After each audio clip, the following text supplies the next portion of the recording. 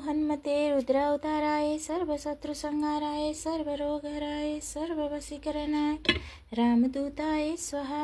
ओम साथीहरू कस्तो हुनुहुन्छ? आज चाहिँ म तपाईहरुलाई शनिबार र मंगलबार चाहिँ घरमा धूप कसरी हाल्ने सिकाउँछु ल। यो चाहिँ मैले घरमै आफै बनाउँछु। यो धूप मलाई नपाए हुन्न, म यसरी नै राख्छु। 3टा त्यो राखेँ, 3टा गैँठा राख्छु हैन। अनि त्यसपछि 3टै कपुर राख्छु, 3टा कपुर राख्छु त्यसपछि। अनि त्यसपछि यो 11 दाना मरिच र अलिकति सर्स्यौं राख्छु।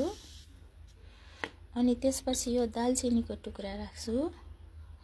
त्यसपछि यो जाइफल हो, जाइफल राख्छु। अनि यसमा चाहिँ यो साल धूप छ, यो साल धूप हो। अनि यो सेतो चाहिँ गकुल धूप हो, गकुल धूप हो यो सेतो। अनि त्यसपछि ल्वाङ चाहिँ यस्तो फुल भएको राख्नुपर्छ। हेर्नु यो फुल भएको भनेको यस्तो टाउको हुन्छ, फुल नभएको भने यस्तो खाली हुन्छ के। यो खाली त्यसै बाल्दा त भयो। यो नजर सजर लागेको यताउति दोष चाहिँ यसैले जान्छ। ल्वाङ सुकुमेल हालेँ मैले 5 एउटा। अनि त्यसै गरी यो चाहिँ नि हो जौतिल हैन, जौतिल पनि अलिकति राखेँ। अनि त्यसपछि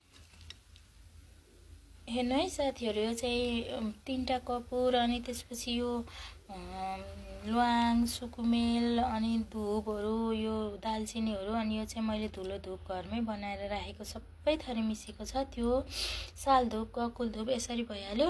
अनि यसमा चाहिँ हामीले 1 थोपा घिउ पनि राख्दिनु। यो घिउ गाईको घिउ पनि राख्दिनु यसमै।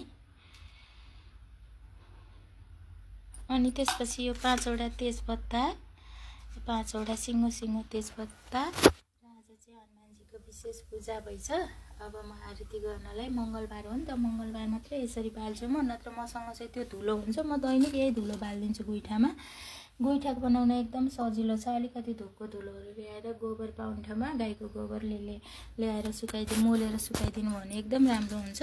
तर कस्तो भने धुपको धुलो हाल्दा चाहिँ बास्ना आउँछ के एकदम। यो गुइठा बालेपछि धुपहरू केही बाल्नु पर्दैन। यसमा चाहिँ हरेक धुपहरू, यो चाहिने सामानहरू सबै मैले चाहिँ यही गुइठामा बनाएर राख्छु र म दैनिक चाहिँ यही गुइठा बाल्छु ल। सबैजनाले दर्शन गर्नुहोस्। मेरो पुन्टुरे मक्ख पर्नु भइछ है।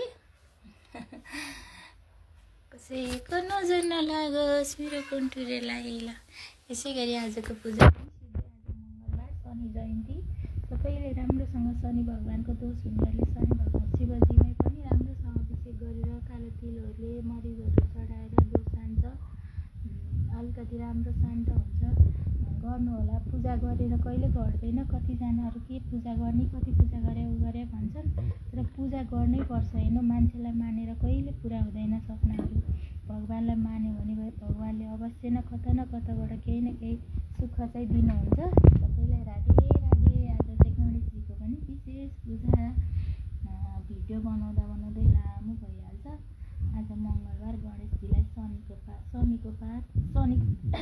पात अनि दुबो सुपारी अवश्य चढाउनु होला। जनै ल्वाङ सुकुमेल यस्तै हो, साधारण पूजा हो। तर पनि मान्छेहरूले के न गर्नुपर्छ जस्तो सोच्नुहुन्छ, त्यस्तो होइन। केही गाह्रो छैन घरमा दैनिक पूजा गर्न। र कति देवी देवता राखेको भन्नुहुन्छ। अब त्यो